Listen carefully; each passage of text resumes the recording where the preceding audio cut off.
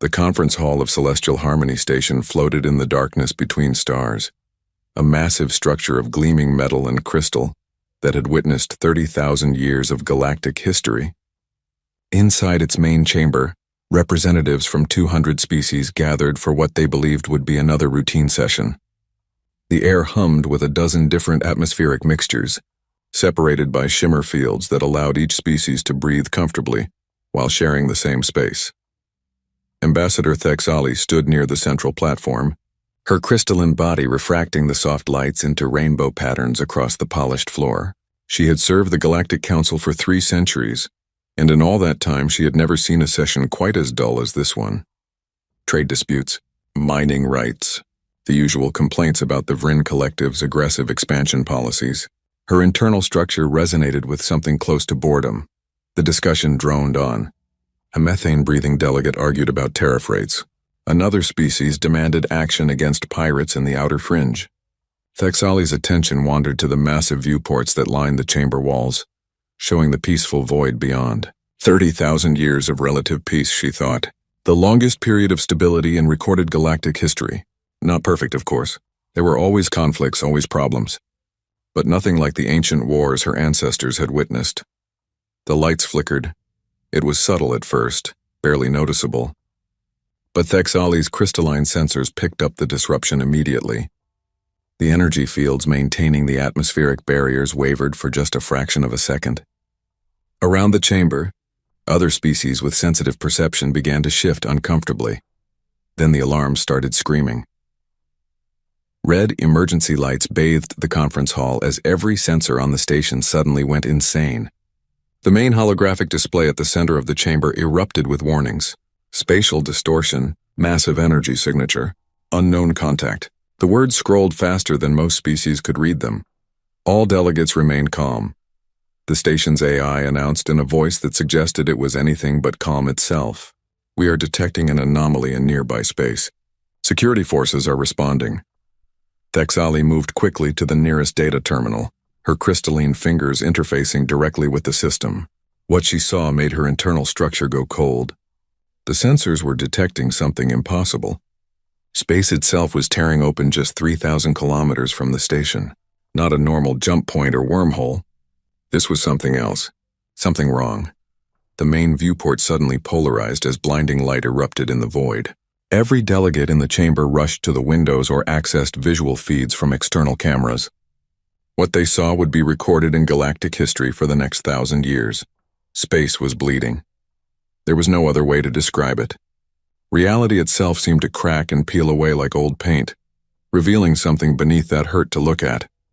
Colors that had no names, geometric patterns that made eyes water and minds ache. And through that impossible wound in the universe, something was coming. The ship emerged slowly, like a whale rising from deep ocean waters. It was vast beyond comprehension, easily 10 kilometers from bow to stern, its hull a dark metal that seemed to absorb light rather than reflect it. The design was unlike anything in the current galactic database. Sharp angles and brutal efficiency, no wasted space, no decorative elements. This was a vessel built for one purpose only, war. By the ancient stars, someone whispered. Thexali realized it was her own voice. The ship's hull bore scars that told stories of battles fought long ago. Massive gouges that had been repaired with metal that didn't quite match. Burn marks from weapons that no longer existed in galactic arsenals. And along its side, etched in letters 300 meters tall, were symbols in a language that Thexali recognized from historical archives, but had never expected to see again. Human writing. Impossible, the Vrin delegate hissed, his multiple eyes widening in what might have been fear. Humans are extinct. They've been extinct for 30,000 years. But the evidence floated before them, massive and undeniable. The tear in space sealed itself behind the ship with a sound that was felt rather than heard. A deep vibration that resonated through the station's hull and made every being present feel suddenly very small. The Council's peacekeeping fleet scrambled immediately. 15 ships representing the best military technology the galaxy had to offer formed a perimeter around the unknown vessel. They were sleek and powerful, equipped with weapons that could crack planets. Against the dark bulk of the human ship, they looked like insects surrounding a sleeping dragon. Unknown vessel, The fleet commander broadcast on all frequencies. You have entered Council space without authorization. Identify yourself immediately. For long moments, there was no response. The human ship simply floated in the void, dark and silent. Its power readings were minimal, as if most of its systems were in standby mode. But even dormant, the vessel radiated a sense of barely contained violence that made the peacekeeping fleet maintain a very respectful distance. Then it spoke. The transmission came in a dialect of galactic standard that hadn't been used in 25,000 years. The words were formal, archaic but perfectly understandable, and the voice that spoke them was artificial, an AI with a cadence that suggested it had been waiting a very long time to deliver this message. This is the Human Defense Force vessel Indomitable, registry number HDF-001, commissioned stardate 3247 of the old calendar. We acknowledge Council authority and request immediate diplomatic audience under the terms of the First Contact Protocols, subsection 7, paragraph 12. We bring greetings from humanity and urgent intelligence regarding the consuming swarm. Silence crashed across every communication channel. In the conference hall, 200 species stood frozen in shock. The consuming swarm. That name existed only in the oldest historical archives, in records so ancient that most scholars considered them mythology rather than fact. Thexali's fingers flew across her terminal, pulling up every scrap of information the Council database had on humans and the swarm. What she found made her wish she had remained ignorant. 35,000 years ago, humanity had made first contact with the galactic community. They had been a young species, aggressive and curious, with technology that was primitive, but showed remarkable potential. They had joined the Council as junior members, eager to learn and contribute. Then came the swarm. No one knew where it came from. Some theories suggested another dimension. Others claimed it was a weapon from an ancient war that had gained sentience. Whatever its origin, the swarm had been an existential threat to all biological life. It consumed matter and energy, growing exponentially, converting everything it touched into more of itself. Planets died. Stars were drained. Entire sectors of the galaxy went dark. The war had been desperate. Species that had been enemies for millennia united against the common threat and humanity. Those strange, aggressive apes from a little blue world had volunteered for the most dangerous mission of all. They would hold the line. The plan had been desperate, but necessary. Create a pocket dimension, an isolated bubble of space-time separate from normal reality. Lure the swarm inside, then seal the entrance, trapping the enemy in a prison from which there was no escape. But someone had to stay inside to make sure the swarm didn't break out. Someone had to keep fighting, keep the enemy contained while the rest of the galaxy recovered. Humanity had volunteered their best ships and their bravest warriors. 50,000 souls aboard the Indomitable and her sister ships. They would enter the pocket dimension and hold it for as long as necessary. The Council had promised to send rescue forces as soon as possible. They had promised that humanity's sacrifice would never be forgotten. That promise had been broken. Thexali found the record buried deep in classified archives. 5,000 years after the dimensional gate was sealed, the Council had officially declared humanity extinct. Earth had been listed as abandoned, its coordinates sold to salvage companies. The few human colonies that had remained outside the pocket dimension had failed or been absorbed into other species' territories. Within 10,000 years, humans had become a footnote in history. Within 20,000 years, they had been forgotten entirely. And now they were back. Council command to all ships. A transmission cut through Thexali's research. The human vessel is powering up. Energy signatures increasing exponentially. All ships maintain defensive posture but do not engage. I repeat, do not engage. Through the viewport, Thexali watched as lights began to appear along the Indomitable's hull. Not the soft glow of normal ships, but harsh white points that looked like stars being born. The vessel's engines came online, and the void around it began to distort from the sheer power output. Then every weapon system on every Council ship simultaneously went offline. There was no attack, no visible beam or missile. One moment the peacekeeping fleet was fully armed and dangerous. The next moment every weapons array, every missile tube, every energy cannon simply stopped working. Ship AIs reported the same thing. Their weapons hadn't been damaged or destroyed. They had been turned off, and nothing the crews tried could turn them back on. A demonstration, The Indomitable's AI announced calmly. "We mean no harm to Council forces. But we require you to understand that we are not helpless refugees seeking charity. We are warriors who have held the line for 30,000 years. We have earned the right to be heard." In the conference hall, chaos erupted. Delegates shouted in 100 different languages. Some demanded immediate military action. Others called for evacuation. The Vryn delegate was already moving toward the exits, his species' survival instincts overriding any sense of diplomatic duty.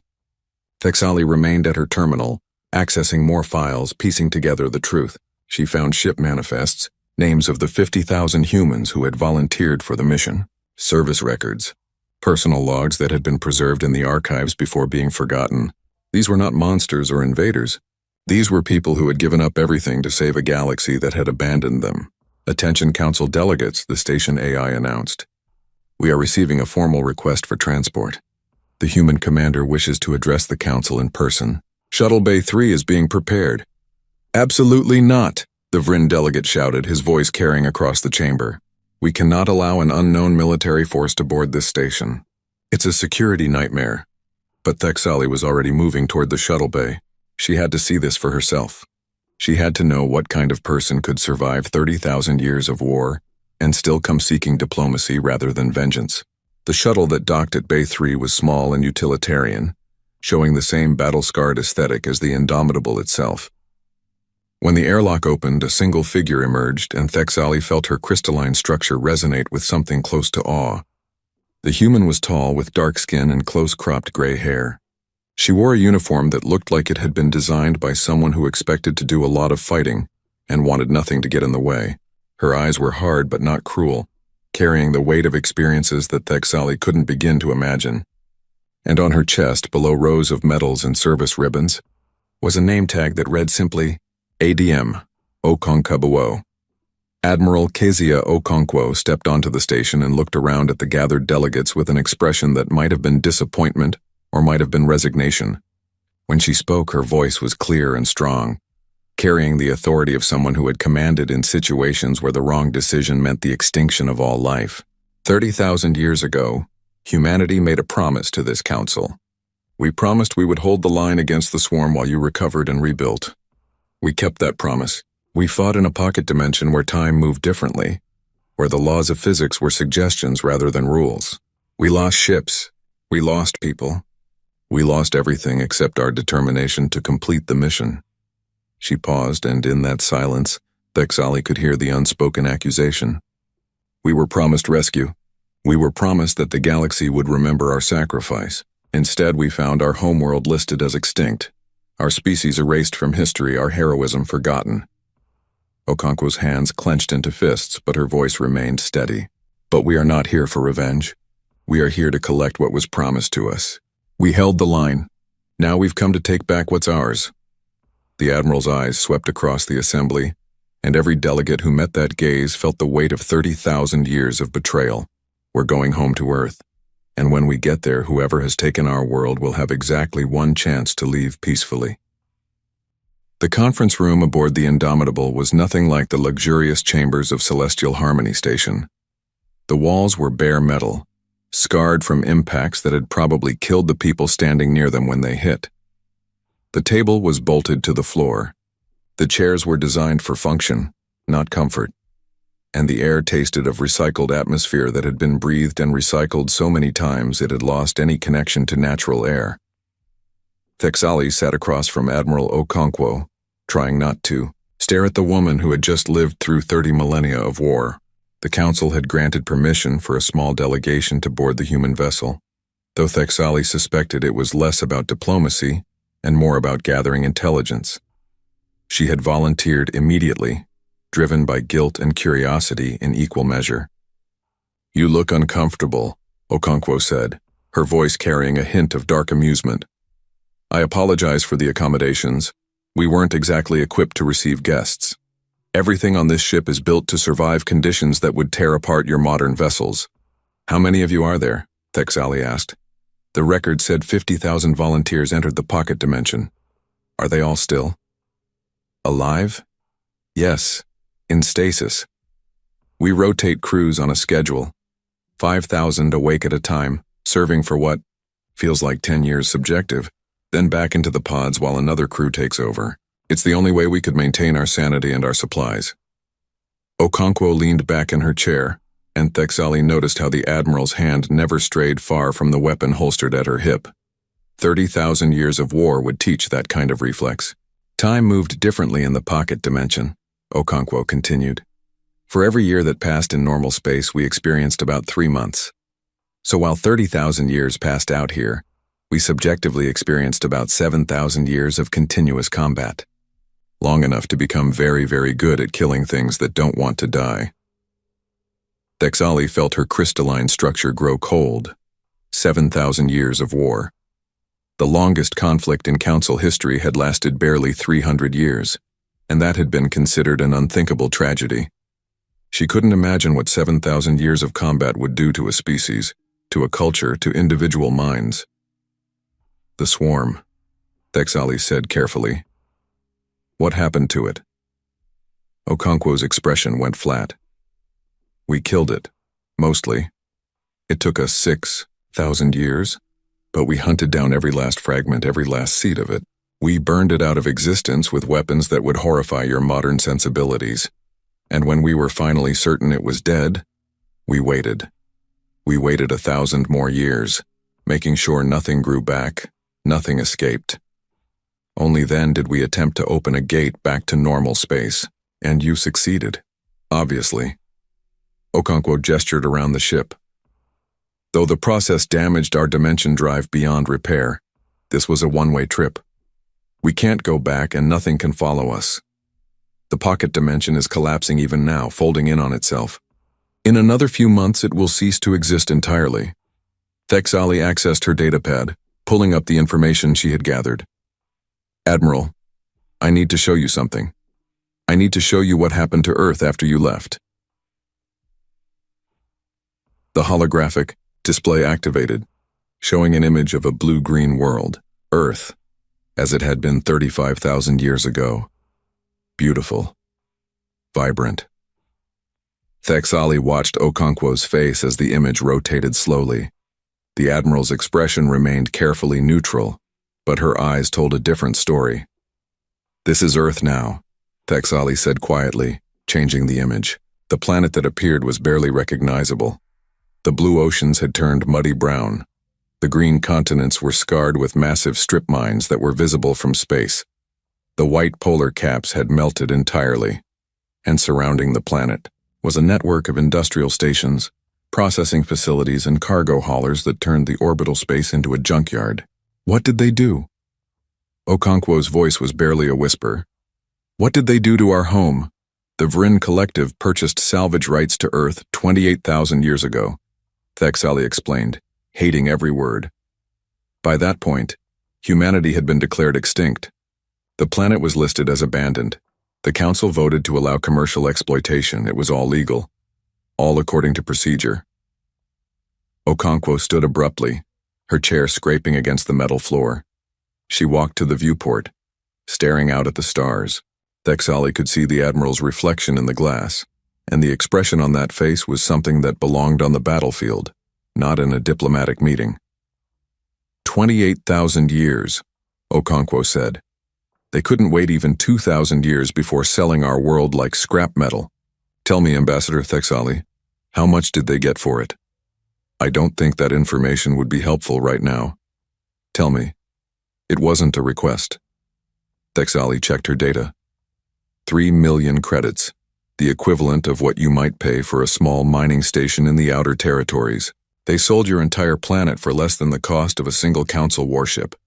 The Admiral's fist slammed into the viewport hard enough to make Thexali jump.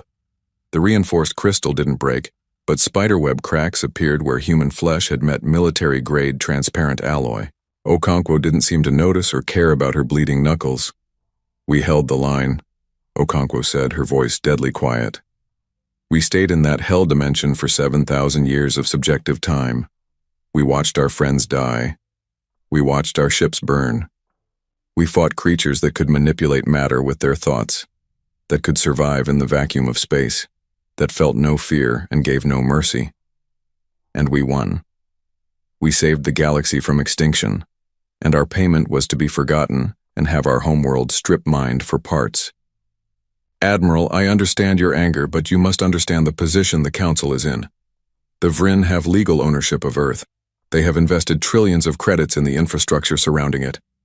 Galactic law is very clear on this matter. Okonkwo turned from the viewport, and Thexali saw something in those eyes that made her want to run. This was not the face of a diplomat or politician. This was the face of someone who had spent 7,000 years learning how to kill things that wouldn't stay dead. Let me tell you about galactic law, Ambassador. In the pocket dimension, we encountered what we called breakers. They were swarm entities that could phase through solid matter, making them almost impossible to contain or kill.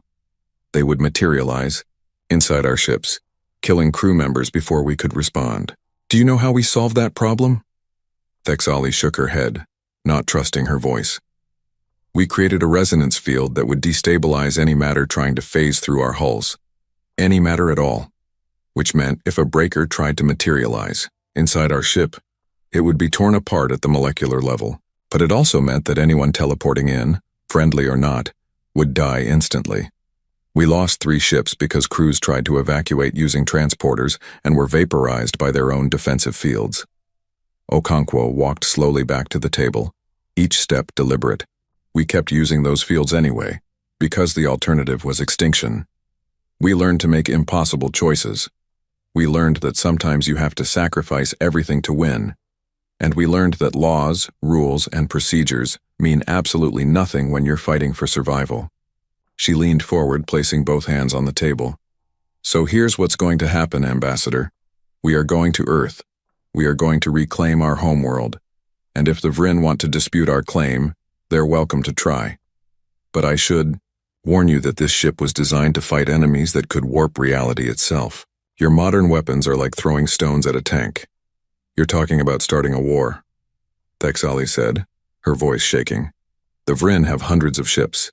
The Council has thousands. You have one vessel, no matter how powerful. One vessel crewed by 50,000 people who have spent 7,000 years perfecting the art of warfare. One vessel equipped with technology that makes your modern ships look like children's toys. And one vessel commanded by someone who has absolutely nothing left to lose. Okonkwo straightened up. Tell the Council we're leaving for Earth in 72 hours. Anyone who wants to evacuate the planet before we arrive is welcome to do so. After that, anyone still there will be considered hostile. Thexali wanted to argue, wanted to explain how this would destroy the peace that had lasted 30,000 years. But looking at Admiral Okonkwo, she realized the futility of it. This woman had walked through hell and come out the other side. She had kept her promise while the galaxy broke theirs. What argument could possibly change her mind? I need to show you something else, Thexali said quietly. Something I found in the deep archives. Something that was buried deliberately. She pulled up a new file on her datapad. 5,000 years after the dimensional gate was sealed, the Council voted on whether to attempt a rescue mission. They had the technology. They could have tried. The vote was 473 against, 12 in favor. The official reason was that it would be too dangerous, that the swarm might escape if the gate was opened. The real reason? Okonkwo asked, though her tone suggested she already knew. The real reason was that everyone assumed you were already dead. Opening the gate would be risky and expensive for people who were probably already extinct. So they voted to leave you there. To leave you fighting forever. And then they voted to classify the entire decision, to bury it so deep that no one would ever question what happened to humanity. Thexali looked up at the Admiral. I'm telling you this because I think you deserve to know the truth. But I'm also telling you because I hope it might change what you do next. The people who made that decision are long dead. Every species that voted against rescue has changed governments 100 times since then. The galaxy you saved doesn't exist anymore. But Earth does, Okonkwo said, and that's enough. The door to the conference room opened and a younger human entered. She wore the same utilitarian uniform, but her movements had an edge that suggested combat training so ingrained it had become reflex. Admiral, we have a situation. The Council fleet is taking up defensive positions around the station. They're not targeting us, but they're definitely not letting us leave without a fight. Okonkwo nodded. Prepare the crew rotation. I want fresh people at all stations. And activate the defensive grid. All of it? The younger human asked, her eyes widening slightly. All of it. Let's show them why their ancestors were wise to remember humanity with fear. As the younger officer left, Thexali stood. Admiral, please reconsider. If you fight the Council fleet, you'll make enemies of the entire galaxy. There will be no going back from that. Ambassador, we were erased from history. Our homeworld was sold for scrap. Our sacrifice was forgotten, and our heroism was buried in classified files. There is already no going back. Okonkwo walked to the door, then paused. But I want you to know something. We don't want to be the galaxy's enemies. We don't want war. We just want what was promised to us. We want to go home. Thexali watched the Admiral leave, then looked back at the image of Earth on the display. A ruined world, strip-mined and exploited, that had once been the cradle of a species brave enough to walk into hell itself to save strangers. She made a decision in that moment, one that would probably end her diplomatic career but felt more right than anything she had done in 300 years of service. She opened a secure channel to her government. This is Ambassador Thexali. I'm requesting immediate audience with the High Council. I have information about the human situation that must be heard, and I'm formally recommending that we support their claim to Earth, regardless of the legal complications. There was a long pause. Then her supervisor's voice came through. Ambassador, do you understand what you're saying? Supporting the humans means going against 300 years of legal precedent. It means potentially starting a war with the Vryn Collective. I understand perfectly, Thexali replied. And I'm saying we owe humanity this debt. They saved us, all of us. Every species currently alive in this galaxy exists because 50,000 humans volunteered to fight and die in a hell dimension. The least we can do is give them back their homeworld. The Council won't agree to this. Then the Council is wrong, and history will judge us all for it. Thexali closed the channel and looked out at the Indomitable floating in the void, a single ship against an entire galaxy. But somehow, looking at that scarred and ancient vessel, she didn't think the galaxy's odds were very good at all. The journey to Earth took 3 weeks at standard galactic speeds, but the Indomitable made it in 10 days. Thexali, who had been granted permission to accompany the human vessel as an observer, spent most of that time trying to understand what she was seeing. The ship's engines operated on principles that shouldn't work according to modern physics, bending space in ways that made her sensors report errors rather than actual readings. She had been given quarters near the bridge, a small room that was Spartan even by military standards, a bed, a desk, a viewport, nothing else. But compared to what the human crew had endured for 7,000 years, it was probably considered luxury. She saw them in the corridors, these warriors from another age, and each encounter left her more unsettled. They moved with a kind of efficiency that spoke of endless practice. No wasted motion, no casual chatter. Every action had purpose, and their eyes held something that Thexali had never seen in any modern soldier. They had the look of people who had survived not just combat but annihilation, who had stared into the void and refused to blink. On the 5th day of the journey, Admiral Okonkwo invited her to observe a crew rotation. Thexali followed the Admiral into the ship's core, deep in the belly of the vessel where the stasis pods were stored. The chamber was enormous, stretching up for what must have been hundreds of meters. Tens of thousands of pods lined the walls, each containing a human in perfect preservation. This is how we survived, Okonkwo explained as technicians began the wake-up sequence for the next rotation. 5,000 awake, 45,000 sleeping. Every 10 years subjective time, we switch. The people going into stasis brief the people waking up, transfer command, and then we sleep while they fight. It's the only way we could maintain operational effectiveness over 7,000 years. Thexali watched as the pods began to open, frost escaping in clouds of vapor. The humans inside stirred slowly, their bodies recovering from the long sleep. Some of them looked young, barely adults. Others showed the signs of age and hard living. But all of them had the same look in their eyes when they fully woke. The look of people remembering where they were and what they had to do. How do you tell them? Thexali asked. How do you explain that 30,000 years have passed? We don't sugarcoat it, Okonkwo said. They deserve the truth. They deserve to know that the galaxy forgot us, that our homeworld was sold, that everything we fought for was thrown away, and then we tell them that we're going to take it back. A young woman climbed out of her pod, supported by a technician. She wore only a thin medical gown, but she stood at attention when she saw Admiral Okonkwo. Commander Chen reporting for duty, Admiral. What's our status? At ease, Commander. We're out of the pocket dimension. The swarm is dead, and we're on our way home to Earth. Okonkwo's voice carried across the chamber, and every human who heard it stopped what they were doing. But there's something you all need to know. Earth has been occupied by a species called the Vryn Collective. They've been strip mining our world for 28,000 years. The silence that followed was absolute. Thexali watched as the implications sank in for these newly awakened soldiers. Some of them clenched their fists. Others simply stared in disbelief. One older man turned away, and she saw his shoulders shake with what might have been tears or rage or both. We're going to take it back, Okonkwo continued. Peacefully if possible. But we will take it back. The galaxy owes us that much. Earth is ours, and we're bringing our people home. Commander Chen nodded slowly. Then let's go get our planet back, Admiral. We didn't survive 7,000 years of hell just to be told we can't go home. The wake-up process continued, and Thexali found herself moving through the chamber, observing the reactions. Every human who woke up went through the same cycle. Confusion, understanding, anger, and then a kind of cold determination that made her nervous. These were not people who would accept defeat. They had been tested in ways that would break most species, and they had endured. On the 7th day, they passed through a sector that had once been human territory. The navigation computer still had the old colonial maps, and Okonkwo ordered the ship to detour through several systems that had once hosted human settlements. What they found was heartbreaking. The first colony, New Shanghai, was completely gone. The planet's surface had been stripped down to bedrock by automated mining systems that had continued working long after the colony failed. The orbital stations were debris fields now, picked clean by salvagers over thousands of years. Nothing remained but wreckage and graves.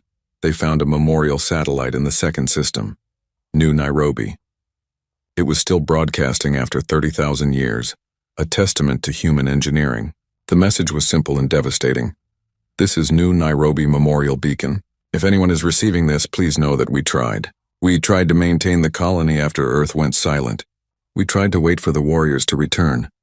But our population was too small, our resources too limited. We lasted 800 years before the last of us accepted the inevitable. To whoever finds this, please remember that humans lived here. We built cities. We raised children. We had dreams. Please remember us. The bridge was silent as the message finished. Thexali saw Admiral Okonkwo's jaw clench, saw her hands grip the armrests of her command chair hard enough that the metal groaned. Mark these coordinates, the Admiral said quietly. When we reclaim Earth, we're coming back for our people. Every human colony, every memorial, every grave. We're bringing them all home. The third system held a surprise. New Mumbai's orbital stations were still partially functional, running on automated systems that had somehow survived the millennia. And in the data cores of those stations they found something precious, files. Thousands upon thousands of files. Human literature, art, music, history. An archive of everything the colonists had been able to save before their civilization collapsed. Download everything, Okonkwo ordered. Every byte of data. This is our heritage. This is proof that we existed, that we built something worth remembering. As the data transferred, Thexali watched the Admiral access some of the files. Music played over the bridge speakers, strange melodies that no living being had heard in 30 millennia. Images appeared on the screens, showing human cities at their height, children playing in parks, families gathered for celebrations. The gap between that vibrant past and the present reality was almost too much to contemplate. They had children, one of the crew members whispered. The colonies had children. What happened to them? They grew old and died, Okonkwo said flatly. And their children grew old and died. And eventually there was no one left. That's what happens when you're forgotten. On the 10th day, Earth's star system appeared on the long-range sensors. So all humans had called it. A yellow star not particularly remarkable by galactic standards. But to the 50,000 people aboard the Indomitable, it was the most important point of light in the universe. This was home. This was what they had fought for. Admiral, we're picking up a lot of traffic in the system, the sensor operator reported. Hundreds of ships, mining vessels, processing facilities, cargo haulers. The Vryn have built an entire industrial complex around Earth. And Earth itself? Okonkwo asked, though her voice suggested she didn't want to know the answer. Heavy ecological damage. The atmosphere is barely breathable. Most of the surface has been excavated for mineral extraction. There are no signs of human structures remaining above ground. Thexali saw the Admiral close her eyes for a moment, saw her take a deep breath and then open them again. Whatever emotion she had felt was locked away now, replaced by the cold calculation of a military commander. Open a channel to the Vryn Colonial Authority. Let's see if they're reasonable. The response came within minutes. A Vryn administrator appeared on the main screen, his multiple eyes adjusting to focus on the bridge. The Vryn were an insectoid species, efficient and ruthless when it came to resource extraction. They had built an empire on the principle that everything was for sale and nothing was sacred. Unknown vessel, you are entering Vryn commercial space without authorization. State your business or be considered hostile. This is Admiral Kezia Okonkwo of the Human Defense Force. We're here to reclaim Earth. You have 72 hours to evacuate all personnel and facilities from the planet and surrounding space. After that deadline, anyone remaining will be forcibly removed. The Vryn administrator's mandibles clicked in what might have been laughter. Humans? Humans are extinct.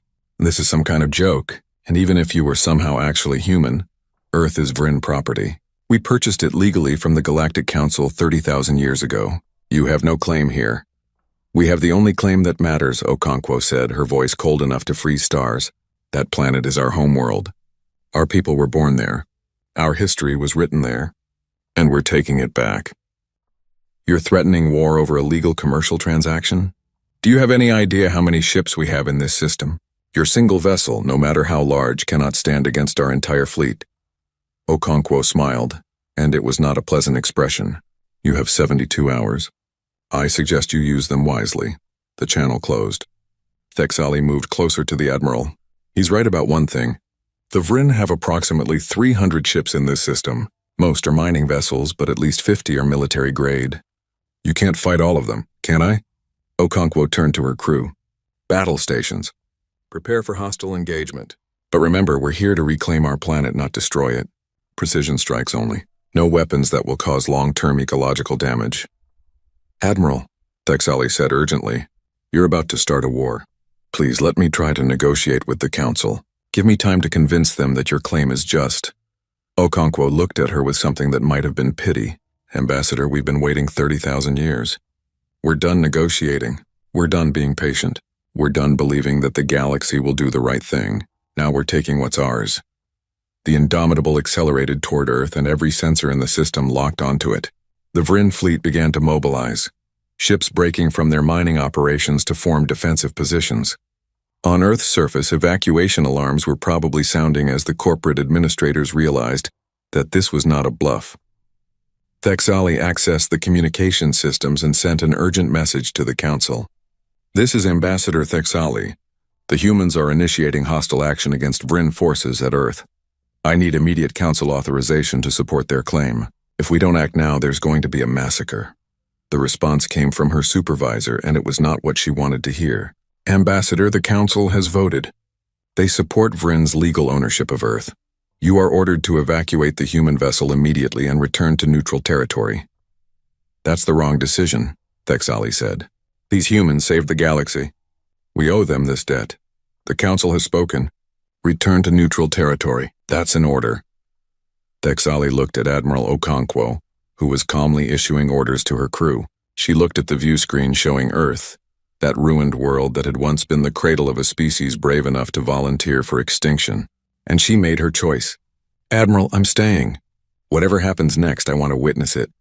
Okonkwo glanced at her, surprised. You understand that you're defying your government? Your career is over. My career was over the moment I learned the truth about what we did to you. Some debts are more important than careers. Thexali settled into an observer's seat. Besides, someone needs to document this for the history files. The galaxy forgot you once. I won't let that happen again. The Vryn fleet was in position now, 50 military vessels surrounding the planet in a defensive sphere. Against a normal ship, it would be an impenetrable defense. Against the Indomitable, it was about to become a demonstration of exactly how far humanity had evolved during their long war in the pocket dimension.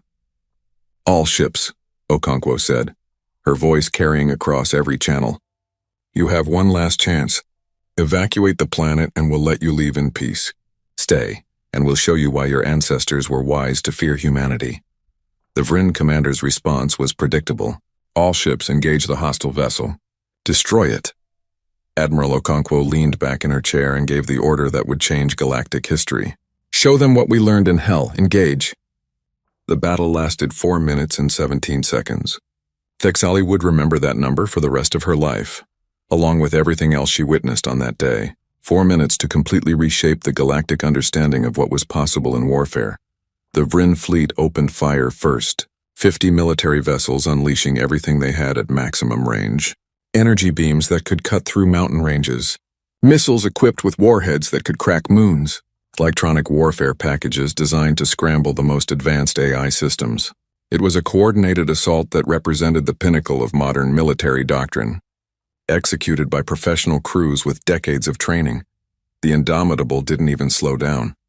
Thexali watched on the displays as the weapons fire approached the human vessel. She expected shields to flare, defensive systems to engage, the usual dance of attack and defense that defined modern space combat. What happened instead made her crystalline structure go cold with a kind of primal fear she didn't know she could feel. The Indomitable's defensive grid activated, and reality bent. There was no other way to describe it. The space around the human ship twisted in ways that made the sensors scream. The incoming weapons fire didn't hit shields. It simply stopped existing. Energy beams were redirected back at the ships that fired them. Missiles detonated prematurely or turned around to target their own launchers. Electronic warfare packages crashed into the defensive grid and emerged as random static. What are they doing? Thexali whispered. What kind of technology is that? Dimensional warfare, Admiral Okonkwo said calmly as if she was discussing the weather. We learned it fighting the swarm. Normal shields try to stop attacks. Our grid shifts them into pocket dimensions where they can't hurt us. Anything that touches our defensive perimeter essentially ceases to exist in this reality. The Vryn fleet was in chaos. Their initial barrage had not only failed, but had actively damaged their own forces. Ships were reporting systems failures, hull breaches, and casualties, and the Indomitable was still accelerating toward them. Second wave, target their engines, Okonkwo ordered. Let's give them one more chance to run. The Indomitable's weapons came online, and Thexali saw technology that shouldn't exist. The ship deployed thousands of small drones, each one barely larger than her hand. They launched from ports all along the hull and accelerated at speeds that made them invisible to normal tracking systems. The Vryn point defense systems tried to engage, but the drones moved through space like they were sliding between the gaps in reality. Within seconds, every Vryn military ship lost its engines. The drones had struck with surgical precision, not destroying the ships but crippling them completely. Crews were intact. Life support was functional. But the vessels were now dead in space, unable to maneuver or escape. I'm sending medical drones to treat your casualties, Okonkwo broadcast to the Vryn fleet. You have 2 hours to abandon ship. After that, we're moving these wrecks out of Earth's orbit whether you're still aboard or not. The Vryn commander was silent for a long moment. When he finally spoke, his voice carried the sound of someone whose entire understanding of reality had just been shattered. What are you? What kind of monsters did we provoke? We're the people who held the line, Okonkwo replied. We're the ones who stayed in hell while you forgot about us. And now we're taking back what's ours. Evacuation ships began launching from the crippled fleet. The Vryn were abandoning their positions, and Thexali couldn't blame them. In less than 5 minutes, the most advanced military force the Vryn collective could muster had been rendered completely helpless. Not destroyed. That would have been almost merciful. Instead, they had been made irrelevant, shown just how vast the gap was between their capabilities and humanity's. But the military fleet was not the only threat. The orbital stations, the mining facilities, the processing plants, all of them were armed with defensive weapons, and their corporate owners were not going to abandon billions of credits in infrastructure without a fight. Incoming fire from Orbital Platform 7, a sensor operator reported. They're using mass drivers, tungsten rods, kinetic kill weapons. The Vryn had chosen weapons that didn't rely on energy or guidance systems, simple physics. Chunks of metal accelerated to a significant fraction of light speed. Against a normal ship, they would be devastating. But the Indomitable was not a normal ship. The defensive grid flared again, and the tungsten rods simply disappeared. Thexali checked the sensors, trying to understand where they went. The readings suggested they had been shunted into a pocket dimension, trapped in a space that existed outside normal reality. The Vryn were firing weapons into a void that would never give them back. "They're not stopping," Thexali said. "The corporate administrators are ordering the stations to continue firing. They think if they throw enough at you, something will get through." Okonkwo's expression hardened. "Then we'll have to be more direct. Target the station's power cores. Precision strikes. I want them disabled, not destroyed. Those facilities can be repurposed once we reclaim the planet." The Indomitable's main weapons engaged, and Thexali finally understood what 7,000 years of warfare against reality-warping enemies had produced. The beams that lanced out from the human ship weren't simple energy weapons. They were something fundamentally different. They didn't burn through armor or overwhelm shields. They simply unmade things. She watched as the targeting beam touched an orbital station's power core. The entire structure froze for a fraction of a second, and then the power core ceased to exist. Not destroyed, not exploded, just gone as if it had never been there in the first place. The station went dark immediately, all systems shutting down as their power source vanished from reality.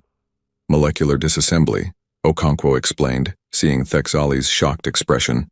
"We break the atomic bonds holding matter together. The atoms don't go anywhere. They just stop being part of a cohesive structure. It's clean, efficient, and completely reversible if we know what we're doing." Station after station went dark. The Vryn mining facilities, stripped of power, became nothing more than floating debris. The processing plants shut down. The cargo haulers lost their orbital control systems and began drifting. In less than an hour, the entire industrial complex that had surrounded Earth for 28,000 years was rendered completely inert. And through it all, the Indomitable hadn't received a single scratch. "Admiral, we're receiving a transmission from Earth's surface," the communications officer reported. "It's weak, encrypted with old human protocols. Someone down there is trying to reach us." Okonkwo sat forward in her chair. "Put it through."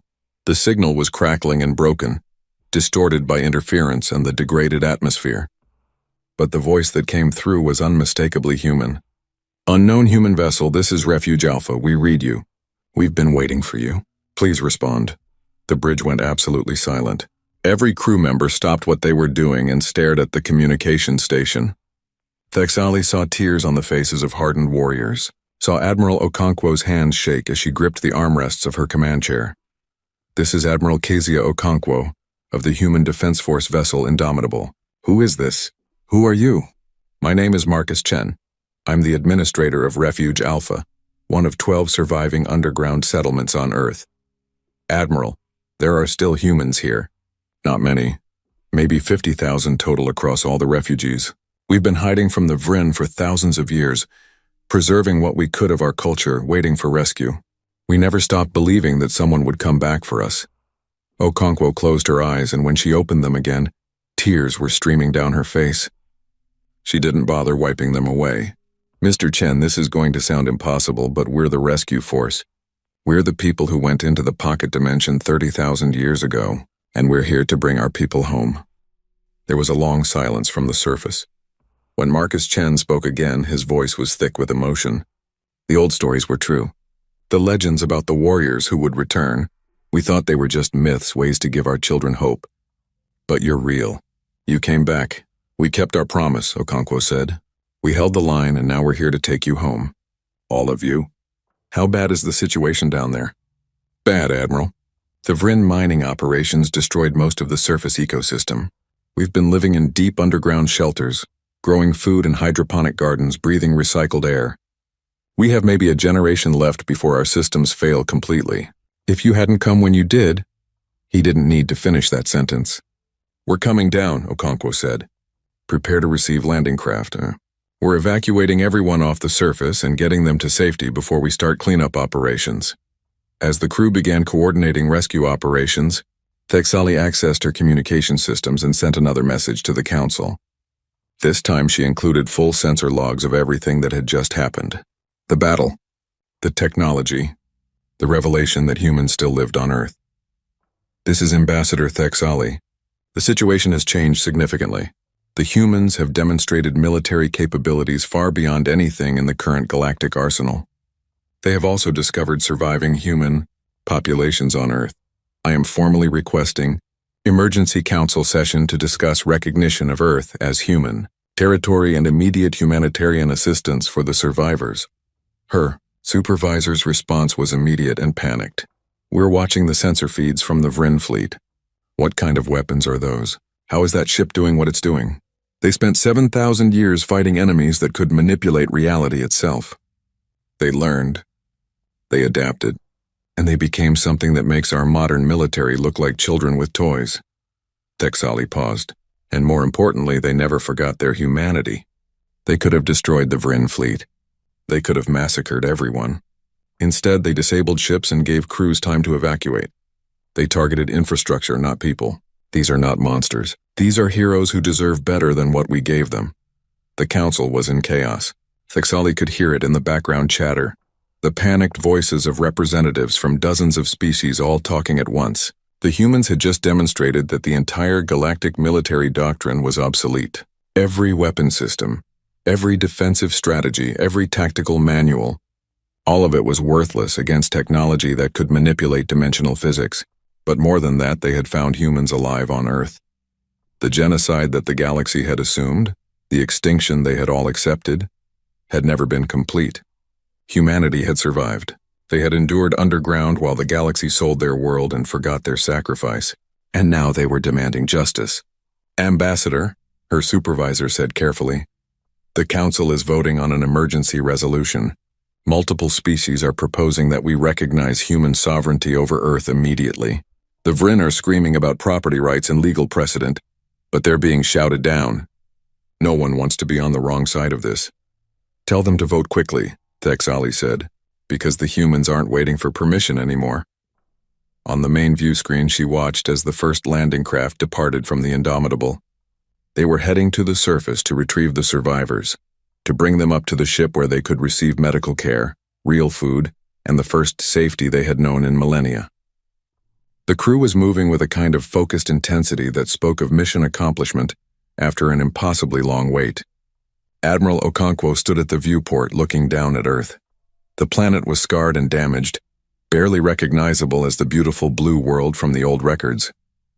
But it was still home, and there were still humans there waiting to be saved. "We made it," Okonkwo said quietly. 7,000 years. 50,000 of us held the line, and we made it home." Texali moved to stand beside the Admiral. "What will you do now? When the survivors are safe and Earth is secured, what comes next for humanity?" Okonkwo was quiet for a long moment, still staring at the planet below. When she spoke, her voice carried the weight of someone who had earned the right to make demands of the universe. "We're going to rebuild. We're going to restore Earth to what it was. We're going to find every human memorial, every lost colony, every forgotten grave. We're going to gather all of our people, living and dead, and bring them home. And then we're going to make sure that the galaxy never forgets us again. And if the galaxy tries to stop you," the Admiral smiled, and it was not a pleasant expression, "then we'll remind them why their ancestors were wise to fear humanity.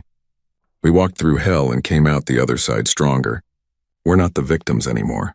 We're survivors, and we're taking our place back." On the surface of Earth, the first landing craft touched down near Refuge Alpha. The doors opened, and for the first time in 30,000 years, humans from the stars walked on their homeworld. They had kept their promise. They had held the line, and now finally they were bringing their people home. The evacuation of Earth survivors took 3 days. 3 days during which the crew of the Indomitable worked without rest, bringing up 50,000 people who had lived their entire lives underground, who had never seen the stars except through ancient recordings, who had kept the faith when every logical reason said they should have given up hope. Texali watched the reunions in the Indomitable's main hangar bay. Descendants meeting ancestors who had lived 30,000 years ago, but had only aged 7,000 years subjectively. The cultural gap should have been enormous, but somehow it wasn't. They were all human. They all remembered Earth. They all carried the same stubborn refusal to surrender that had defined their species since the beginning. Marcus Chen stood before Admiral Okonkwo, a man in his 60s who had spent his entire life as administrator of Refuge Alpha. He had maintained the old systems, preserved the old stories, and kept his people alive through sheer determination and hope. Now he stood before the woman who commanded the returning warriors, and his eyes were wet with tears. "We kept the archives," he said, his voice shaking. "Every record we could save. History, literature, music, art. Even when the power systems failed and we had to choose between life support and data storage, we kept the archives. We knew that if we lost our culture, we lost everything that made us human. Okonkwo placed a hand on his shoulder. You did more than survive, Mr. Chen. You preserved our heritage. You kept humanity alive in the darkness. That takes a courage we can't even measure. The children, Chen said. They grew up in caves, breathing recycled air, eating synthetic food. They never saw rain. They never felt wind. They never saw a sunrise. What kind of life is that? The kind that ends today? Okonkwo replied. We're taking everyone off Earth while we restore the planet. And when we're done, when it's green and blue and beautiful again, we're bringing everyone home, all of us, together. But even as the evacuation continued, the galactic situation was deteriorating rapidly. The Council's emergency session had turned into a shouting match as species took sides. Some supported humanity's claim to Earth. Others worried about setting a precedent that would destabilize thousands of years of property law. And the Vrin Collective was threatening economic warfare if their legal ownership of Earth wasn't recognized. Then the sensor alarm started screaming.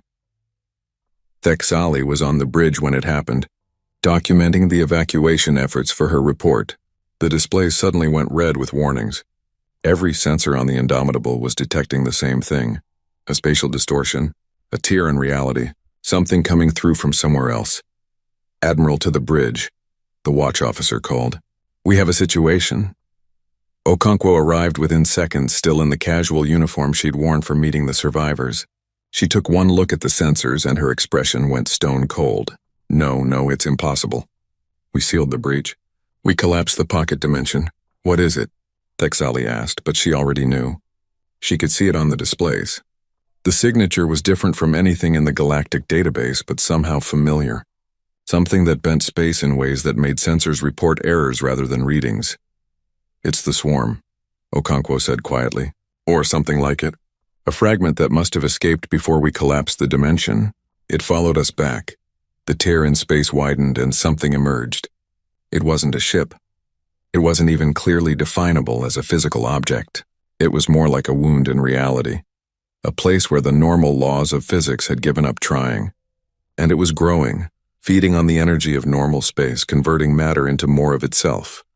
Every species in the galaxy knew the swarm from ancient records, the existential threat that had nearly destroyed all biological life 35,000 years ago.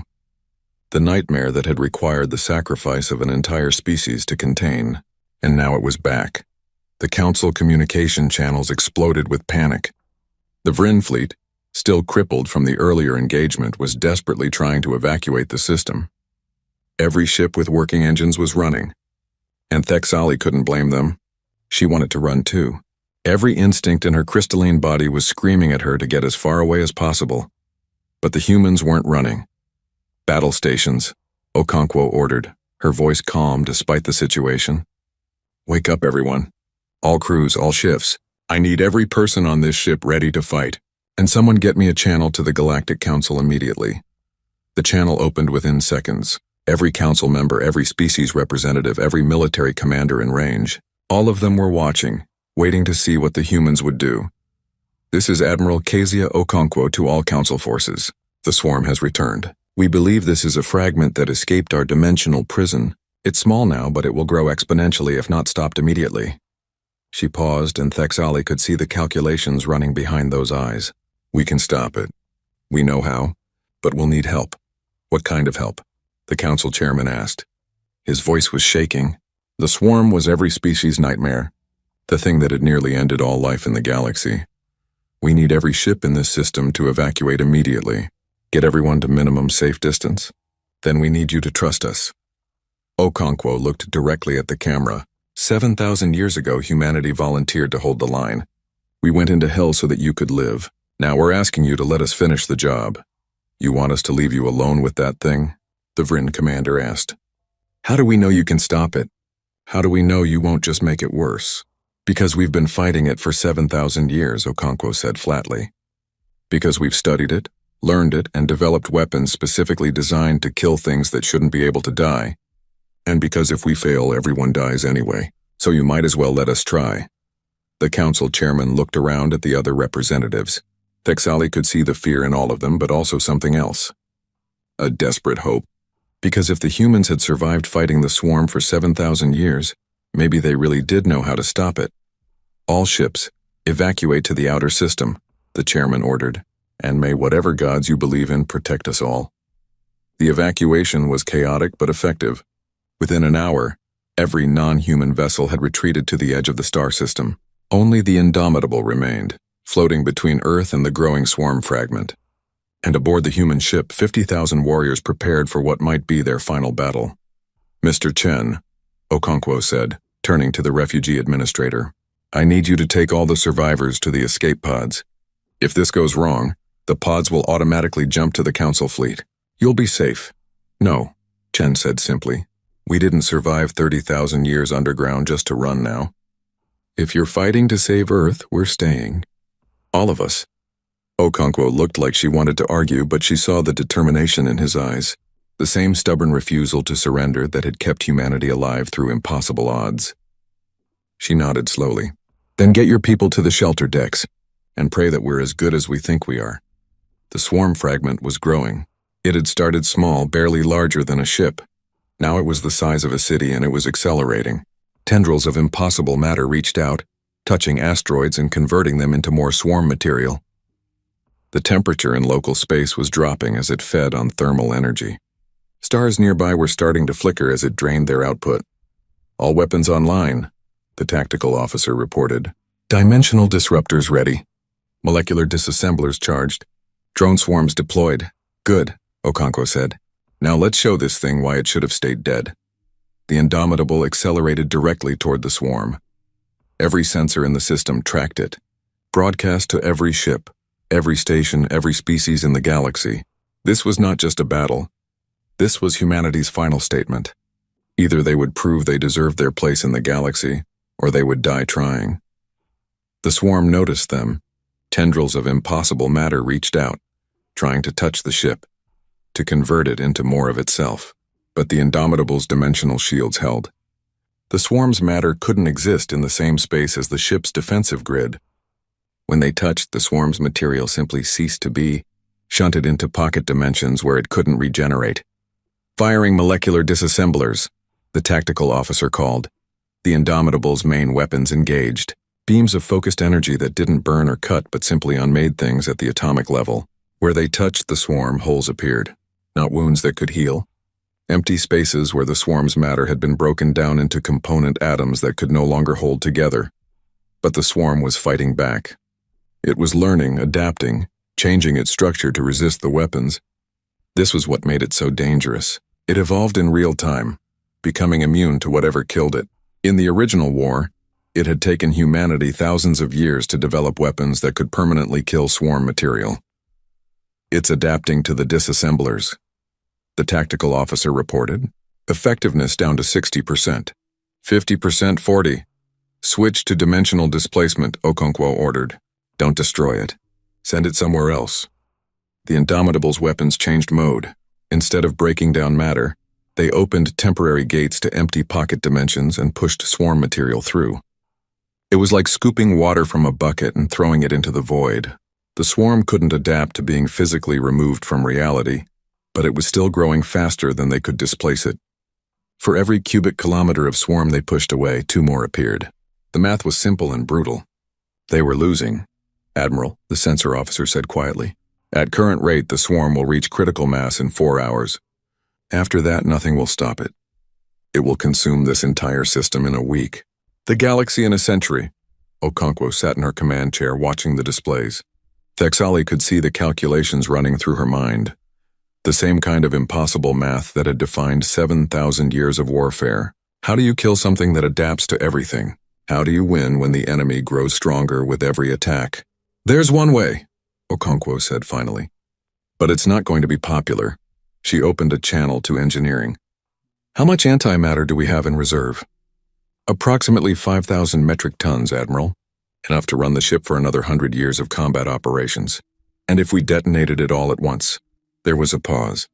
"That would create an explosion roughly equivalent to a supernova, Admiral. At point-blank range, it would destroy the swarm, this ship, Earth, and probably half the system." What if we detonated it inside a collapsing pocket dimension? Another pause, longer this time. Theoretically, the explosion would be contained in the dimension as it collapsed. The dimension would implode, taking the swarm and the explosion with it. Nothing would survive inside, but you'd need to manually activate the collapse sequence. The AI can't do it. The timing has to be perfect, Okonkwo nodded slowly. Then that's what we'll do. Prepare all antimatter reserves for detonation. Route the dimensional collapse controls to the bridge. Admiral, no, the tactical officer said. There has to be another way. There isn't, Okonkwo said simply. We seal the swarm in a pocket dimension, detonate our entire antimatter reserve, and collapse the dimension on top of it. The swarm dies. The galaxy lives. That's the mission. But the ship, Thexali said. You'll be trapped in the collapsing dimension. You can't survive that. No, Okonkwo agreed. We can't, but 50,000 people in the escape pods can. And 50,000 survivors from Earth can. And billions of people across the galaxy can. That's what matters. She stood up, addressing her crew. 7,000 years ago, we volunteered to hold the line. We knew it might be a one-way trip. We knew we might never come home. And we went anyway because someone had to. Because that's what humans do. We stand between the darkness and everyone else. Not because we want to die, but because we refuse to let others die in our place. Okonkwo looked around at her crew, at the faces of people who had fought beside her for millennia. This is the same choice. We can run. We can try to fight from a safe distance. Or we can do what we were built to do. We can finish the mission. We can hold the line one last time. Every crew member stood at attention.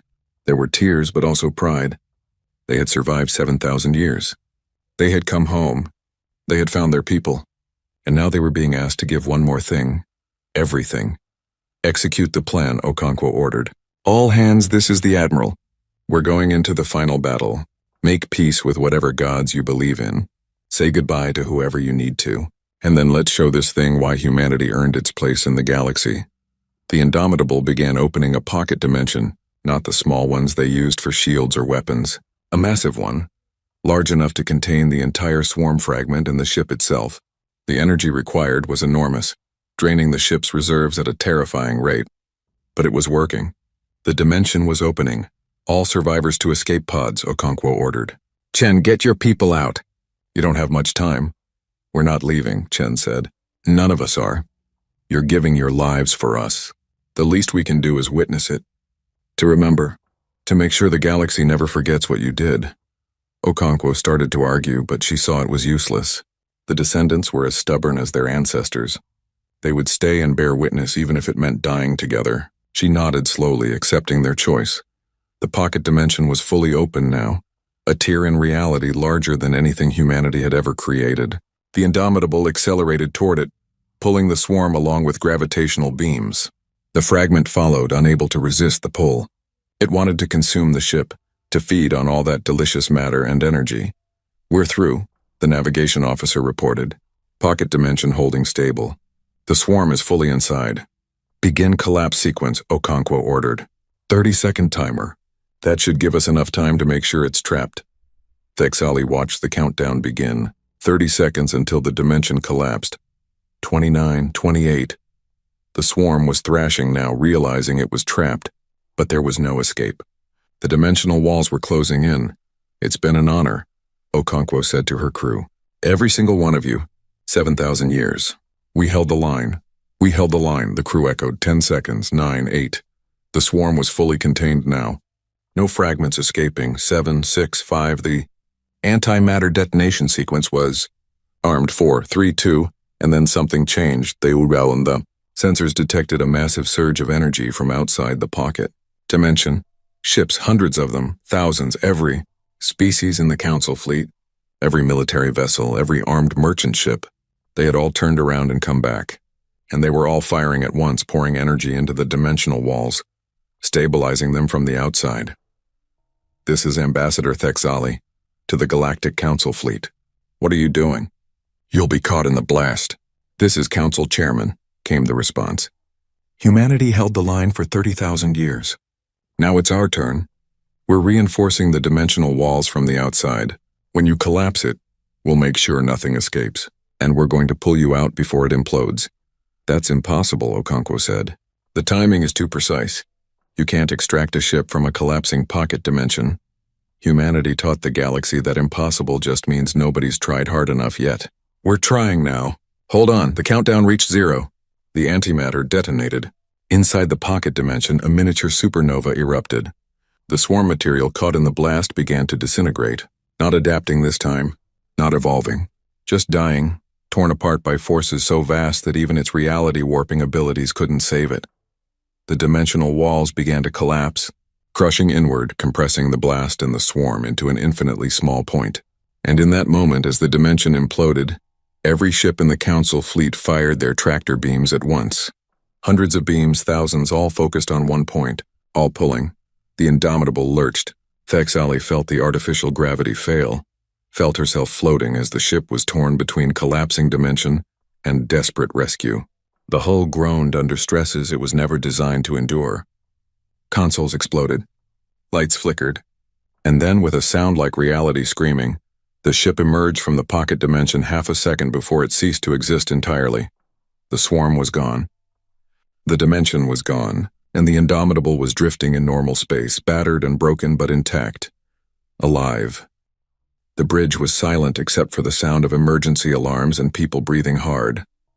Okonkwo sat in her command chair, staring at the displays in disbelief.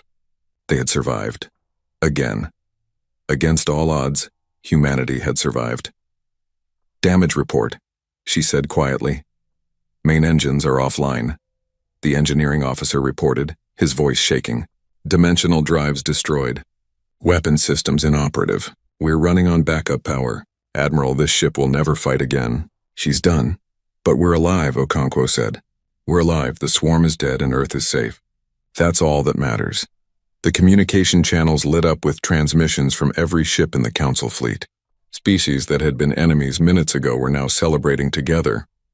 The swarm was gone. The nightmare that had haunted galactic civilization for 35,000 years had finally been destroyed. And humanity had done it. Thexali accessed the main view screen connecting to the Council chairman. "Why did you come back? You were safe. You could have escaped." The chairman, an elderly being from a species that measured their lives in millennia, looked tired but determined. "Because 30,000 years ago we made a promise to humanity. We broke that promise. We forgot them. We sold their world. We erased them from history. And when they came back, they had every right to hate us, to wage war on us, to take revenge." He paused, looking directly at Admiral Okonkwo. "But they didn't. They came seeking what was rightfully theirs. They disabled our ships without killing our crews. They saved survivors we didn't even know existed.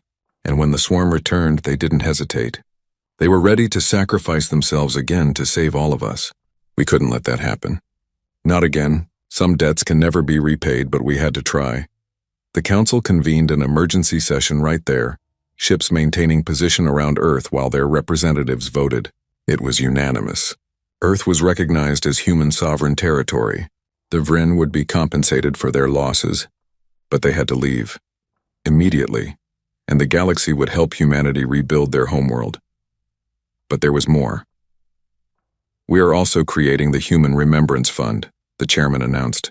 "Every species will contribute. Every world. We're going to help humanity find every lost colony, every memorial, every grave.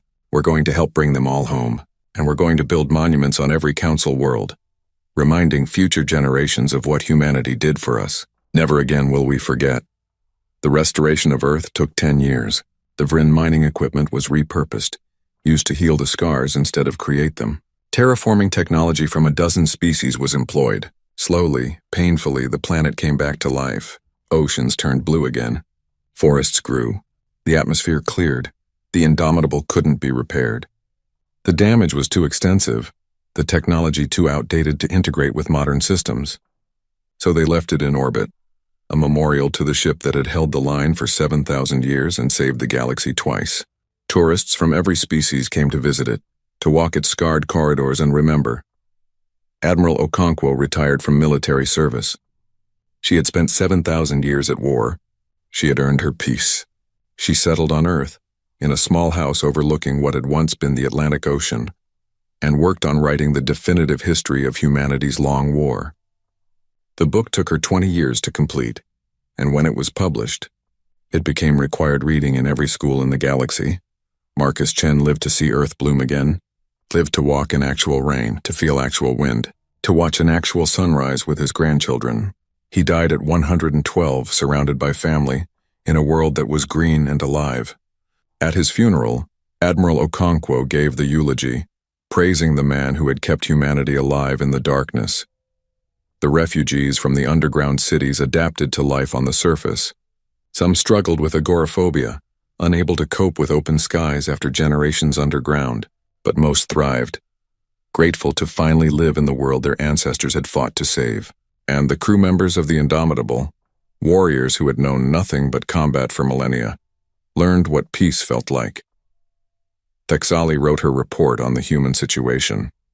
It was 10,000 pages long, exhaustively documenting everything she had witnessed. The Council archived it as one of the most important historical documents in galactic civilization. She received numerous awards and commendations. She didn't care about any of them. What she cared about was the small monument that now stood in the council chambers, a black stone pillar engraved with 50,000 names, the crew of the Indomitable, and beneath the names a simple inscription. They held the line so that we could live. May we never forget. 50 years after the return of the Indomitable, humanity had rebuilt. Earth was green and beautiful, hosting a population of 5 million and growing. Human colonies spread across a dozen systems, founded by people who refused to be confined to one world ever again, and the galactic community welcomed them, grateful for the species that had saved them twice. The Council created a new position, human representative. The person who held it had veto power over any decision that might affect humanity's interests. It was an unprecedented level of authority, but the galaxy agreed it was owed. Humanity had earned the right to never be forgotten again. Admiral Kezia Okonkwo was 160 years old when she died, peacefully in her sleep.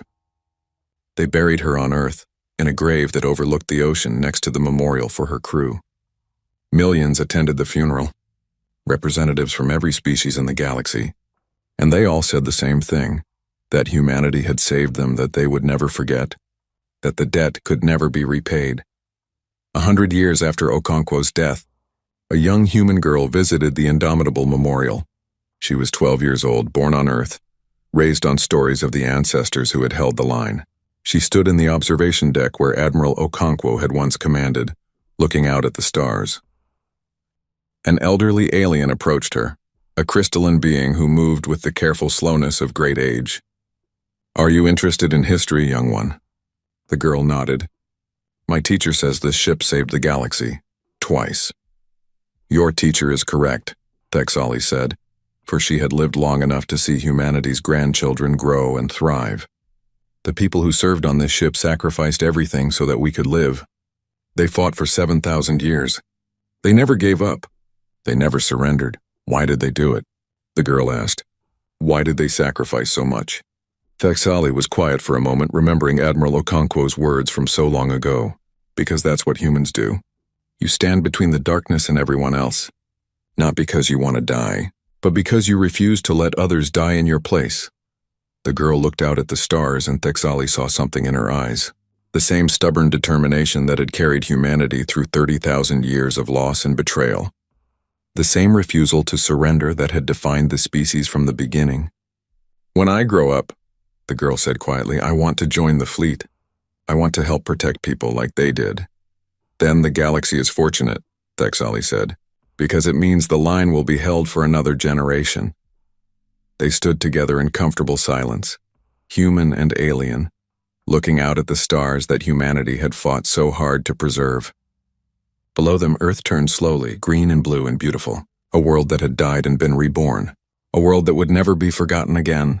In the schools across the galaxy, children learned about the swarm, about the long war, about the species that had volunteered to walk into hell so that others could live. They learned the names of the 50,000 crew members of the Indomitable. They learned about the survivors who had kept the faith underground. They learned about the day humanity returned, and reminded the galaxy what heroism truly meant. And on every council world and every public square, monuments stood, black stone pillars with 50,000 names and a simple message: they held the line. because some promises should never be broken, some sacrifices should never be forgotten, and some debts can never be repaid, but must always be remembered. Humanity had returned to the stars, and this time the galaxy would never forget.